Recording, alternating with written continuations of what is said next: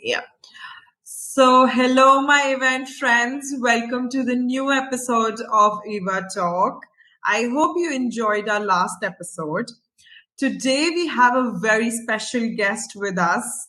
She's Stephanie A. Watson, who is the CEO of DZS Luxury Meetings and Events. Ms. Watson has over 30 years of experience in the event planning and design industry as a planner, speaker, trainer, and event manager. Ms. Watson has planned over 700 events in the US and destination. She is a professional trainer and mentor for entrepreneurs and aspiring novice and experienced event meeting planners nationwide. She's a member of MPI-Meeting Planners International, AIMP's Association of Meeting Professionals, Live Events Coalition, and active member and board member and advisory board member with AIMP, Alliance of Meeting Professionals. Welcome to the episode, Ms. Watson. We are so glad to have you together today with us. Thank you so much, and happy holidays to you and all of your listeners. It's quite a pleasure to be a part of your podcast, and I appreciate you reaching out to me for the opportunity. That's so nice, and it's equally our pleasure to have you today with us. So, Miss Watson, I'll just start with a basic question. As a professional event planner with over 30 years of experience, could you please share more about your professional journey and what motivated you to choose event planning as a career? Sure, it's my pleasure. Actually, it all began on the campus of Western Michigan University, where I attended college. I worked for the Black Americana Studies Department. It was kind of like I was thrown into it. The chairman of the department saw me as one of his students in his classes, and I decided that I would work with him in his office. I went to his office one day and said, Dr. Leroy Ray, your office is disorganized, and I think you need me to help get it together, which unbeknownst to me was project management. Yeah. And this was a young lady in college, and I began working with him with his visiting scholars, scheduling for all of their visits, any scholars that visited, putting together their itinerary, run of the show, any type of whenever they would do what they called, I think they would have, let me think what you call it. They would have the lecture halls and they would come and do lecture series. So I would do their reservations for the airplane, go pick them up. So it started at the tender age of 18. Yeah. And since then I got the love bug for it and worked for him for 4 years doing such and putting together programs for youth as well. So it worked out very well. That has been a very sweet journey, I would say. So, my next question is, event planners and venue operators were faced with unprecedented challenges during COVID-19. What is the overall impact and how have event planning strategies changed or evolved post-pandemic? Like, what's your view onto it? Well, I think that it caused people to open their eyes to all the different components of event planning and it relates to event planners, be it the independent, the third party, those that plan for corporate or associated, whatever it was. I think people began to learn more of an appreciation for people. It's interesting because I'm also a speaker and I just spoke, I have a pharmaceutical background. So I actually just spoke at the Fierce Pharma Meeting Professional Summit in New Jersey recently. And I did, my topic was briefcase breakthrough. And Okay. in that, I embrace more of how we can bring the more humanistic side, which is what I think COVID helped us to realize into events, work, life, and the balance, and then embracing all people of all types. No matter whether it's a small meeting, a large meeting, no matter what it is, I think that people learn that all meetings, all gatherings are important, and they began to garner a better appreciation for it. And I Yes. think that although the pandemic was something that had a negative connotation, I think if we have to look at it, when you have lemons, make lemonade. So in this case, I think that we were able to know, yes, we had lemons. We couldn't do anything about it. It was a sad scenario, but out of it, we gained appreciation for people. Yes, that is something I would definitely agree with. that, we did gain, appreciation towards it and importance of how human connection is really, really important for us. And that brings us to events. Events has been always a tool for us to connect and network and meet new people from, different areas, different industry, professions, etc. So that was a great, explanation. Now I would come to my next question. From event safety to incorporating digital and hybrid components, the industry is constantly adapting to keep up with the ever-changing expectations that attendees demand. Would you like to share some tips for planning successful events in 2023? Sure, it would be my pleasure. The number one tip would be to come up with something that is unique. Yes, Yeah, meetings happen all the time, but they're so passe. So many people yeah, do meetings the same way. And what I encourage people to do is think outside the box and not just say yeah, it, but actually do it. Come up with yeah, some components that are not typically your meeting yeah, things that you do. So if you would typically have 5 or 6 speakers, maybe have more interaction, maybe incorporate breaks in between that you typically wouldn't. And it's a meet and greet with something fun. Maybe it's a karaoke component yeah. in the middle of the afternoon because people get totally bored at meetings. And so maybe do karaoke break in the meeting. It's good to have snacks. It's good to have a Yes, snack of break, but course. include a photo booth, Yes. karaoke, get the people out of meeting mode and put them into fun mode, then return back and do a perfect combination of the two. Let's make meetings fun and not mundane. That's a great tip. And I here would Thank like you. to say that my platform floor. So we have this component of photo wherein you can take pictures and post it on social media directly from here. So maybe after this meeting we can Oh, take that's it nice. here and post it on social media that you were having this conversation on floor. Now I will come to my next question. Since the advent of hybrid model, event organizers have discovered that virtual and physical events can coexist. How can event balance on-site and virtual events to provide hybrid value to attendees? Repeat the question for me, please. All right. So I would repeat it for you.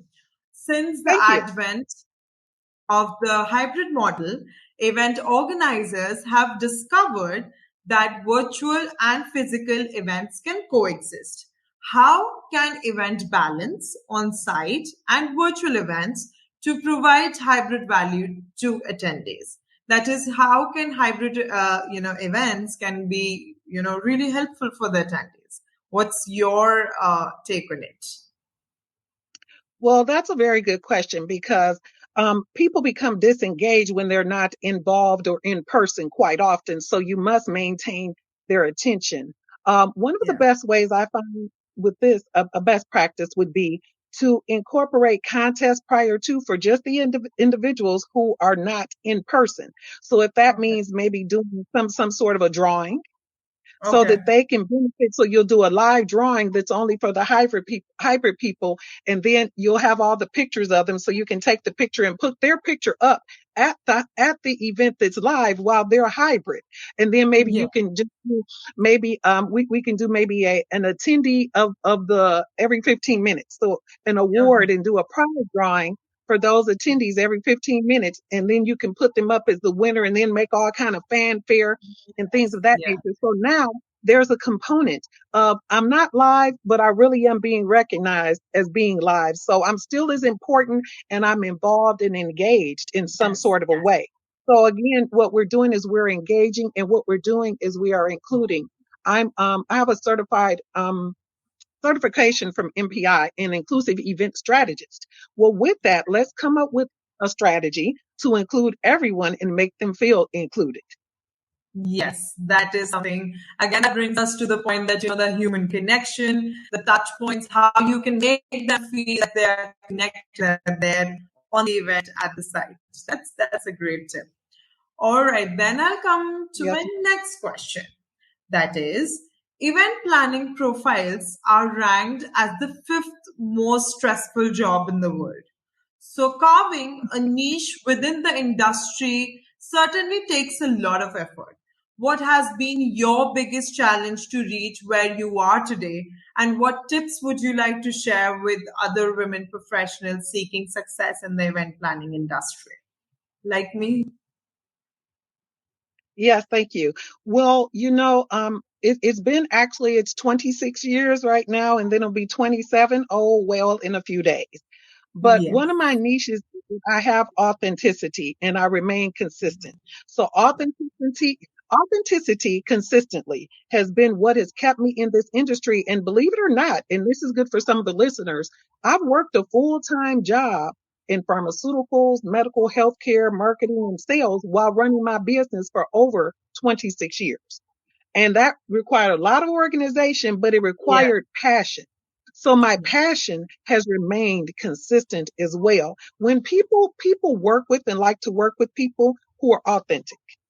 And you Yes. can only remain in something and do it if you love it. So when I said I loved it back when I was a little bit younger, then I still love it as I'm a little bit older and people can feel passion. So that's actually been what has kept me in the area of the industry. For people that are lacking that or getting a little bit mundane in the situation, which we all have, I would honestly over the last 3 years, I've had some issues as it related to the passing of my parents, and I really I didn't have the passion for anything.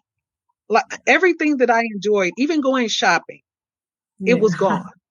Yeah. Spending time with people, everything that I loved, I started feeling a little bit of depression, if you will. We Yeah. must all be honest in here. And so what happened was I turned the depression and I said, what would my parents want for me to do? What made my parents proud? Start thinking of proud moments. So in the industry, you have to build back up your passion for what it is that you originally had the passion for and only do things that you truly love. And if not, it's okay to say, no, it's time to stop. Yes, of course, of course. That was a great and great Thank you. motivation that one should always stay authentic and one Thank should you. always follow their passions and be consistent. I think consistency does in everything. All right. So Yes, ma'am. I might come to my next question, and that is, as an economic slowdown is likely on the horizon in 2023, it's impossible to ignore budget cuts and increased downsizing.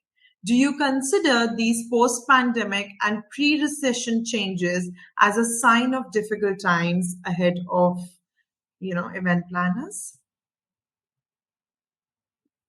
I do indeed, but here we come with the opportunity to be creative, which is what is supposed an event planner, meeting planner, wedding planner, whatever type of planner you are, you're supposed to have a creative mind. Yeah. Well, with that, you have to know that my father used to say, things change. Yeah. So with the change, what will you do? So my recommendation to people is we know that it's change. We don't need to harp on it, but what will we do? Because as planners, what do? We come in the situation when it's adverse in a meeting, a conference, and we have to solve the problem. So we've got to put on our big girl pants and our big boy pants, and we've got to deal with the issue.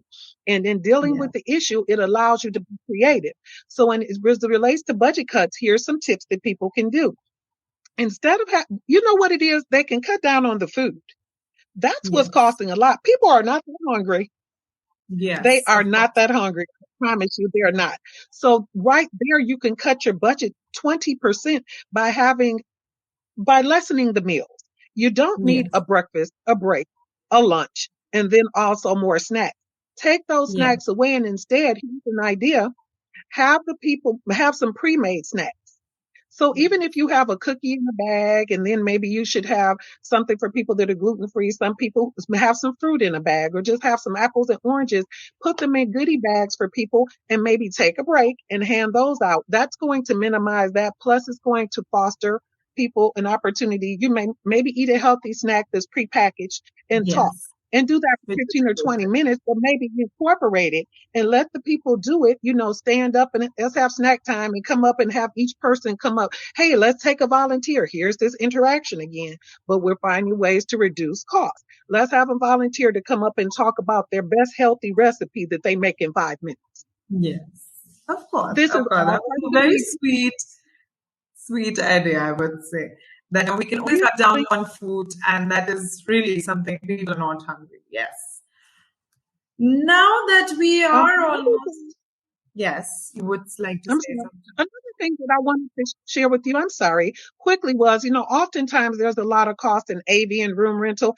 Yes. One thing that I would like to bring back to the forefront for my fellow event planners, event professionals, meeting professionals is bring back the power of negotiation, Yes. contract negotiation.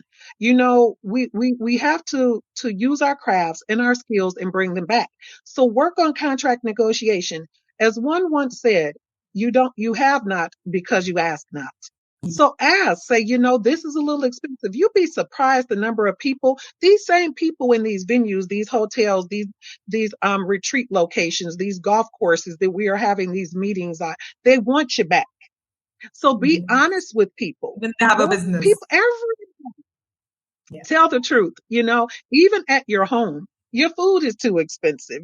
Everyone didn't even for the holidays have as much food as they usually do. Maybe not as much lobster and steak as one Of would typically course. have.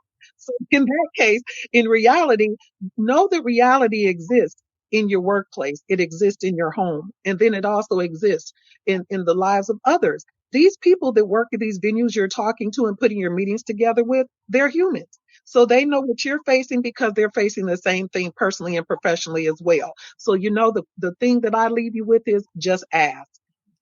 That's a great tip.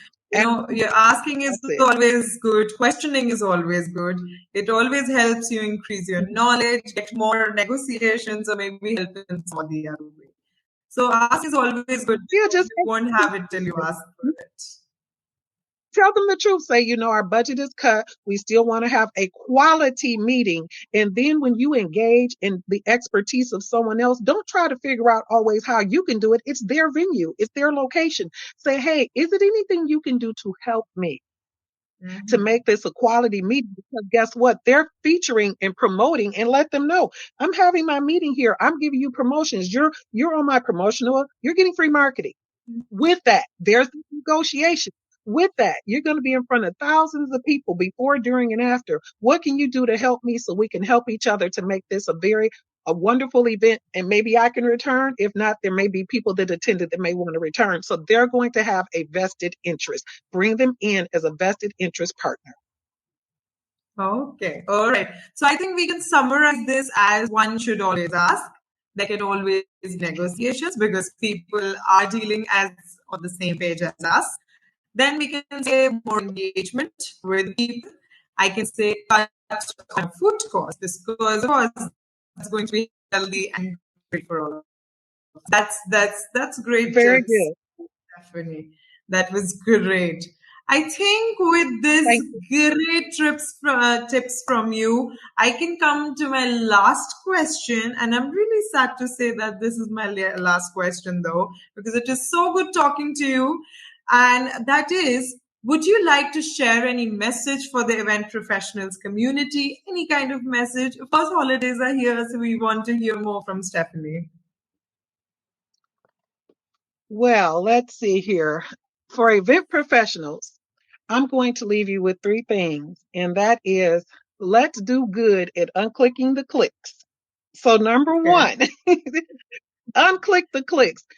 Although you have worked with, met with, communicate with the same group of people, friends, colleagues all the time, let's do some unclicking of the clicks and let's build new relationships with new people. So there's not so much groupthink. And now you can garner and you can also embrace and build new relationships. So, number one, build new relationships. Unclick that click that you've been in. Challenge yourself to go out, meet, greet, sit with other people when you go someplace. You may see your colleagues. Don't always sit with the same people. Go to someone you do not know, sit with them and make new relationships and collaborations. So that's number one. Unclick the click. Number two, believe in yourself. Believe that what you do is good. Believe that what you do is appreciated, and believe that what you do will make a difference in someone else's life. Because typically when you're a meeting planner, you're there to make sure that things work well for others. So believe that you have those skills and abilities that you once had, and know that you are worthy, and know Mhm. that you're good at what you do. People appreciate you. So that's number two. And then number three, I would say, would be to think of others as it relates to the event. Try to help out your colleagues. Try to help others. So now we're going into what we can do for someone else. Mhm. Try to help someone else. If it's not your event, you may have a colleague that's having a budget constraint and they do not have enough money to bring in help. So now here we are with looking out and being a blessing to somebody else. So the third thing I would say is go into community, help somebody else, do something else sometime. Okay, That's it. so that was great. Attitude being one of it. Thank you. That was a great tip. So I think Yeah. with this, even as holidays are around, New Year's is around, it was great to hear that unclicking is an essential part because yes, when events were launched in the very starting as a concept of marketing, it was always to network and know more people. So yes, unclicking, gratitude, and believing in ourselves is going to be our motto from Stephanie this holiday and this year season. That was great to Wonderful. talk to you and great to hear all these advices that we have from an event professional who has been here since so long in the industry. We're just beginning, and it's so good to hear from someone so senior to us. That's so good. And I'll always remember that, I have to unclick and, click with new people. And I'll keep the gratitude point in my mind. And of course, my listeners and my friends who are listening to us, I think this was a great tip from Stephanie. We can give her, likes in the comment section, and we can always follow her and follow 10 times for new podcast every now and then when we are having it. So yes, it was great to have you with us on EvaTalk today, Stephanie. And it was so good to talk to you around the holiday season. You took out time for us. That is so sweet of you. And we wish you a very happy New Year's and very happy holidays. And may you have the best of the year. And we'll meet soon, maybe. And with this, I would like to close our conversation. Any last points, Stephanie, that you would like to give? Well, first, I would like to tell you thank you. And Thank you. thank you and your organization and Eva Talks for having Yeah. me on. It's been my sheer pleasure. I welcome everyone to connect with me. I'm on LinkedIn, Stephanie Anitra Watson. I'm on DZS Luxury Meetings and Events is my company on Instagram and Facebook. So maybe they'll share the links for you so that we can continue the conversation. And Stephanie Speaks Yes. International is where I can always be found. I leave everyone with a wish for light, love, and prosperity in 2023. It may be your best year ever, personally and professionally. That was so sweet from Stephanie. Apart from the such great and great tips she gave us today in the talk. Thank you everyone for joining in and watching our conversation. It was great, and I wish you all a very happy new year and a very happy and prosperous new year for you. And I would like to close my talk now. And please do not forget to follow, like,